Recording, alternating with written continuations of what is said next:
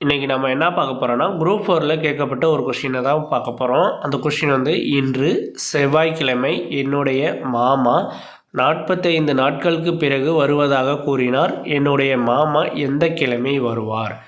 ஓகேவா?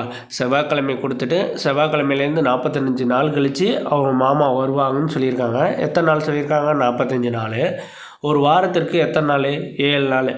அப்போ இன்றைக்கி செவ்வாய்க்கிழமைனா அடுத்த 7ஆவது நாளும் அது செவ்வாய்க்கிழமை தான் வரும். அப்போ 7ஆல் நம்ம வந்து டிவைட் பண்ண போகிறோம். 45 டிவைட் பண்ணோம்னா 6 42, மீதி ரிமைண்டர் 3 கிடச்சிருக்கு. ஓகேவா? இப்போ என்ன செவ்வாய்க்கிழமை.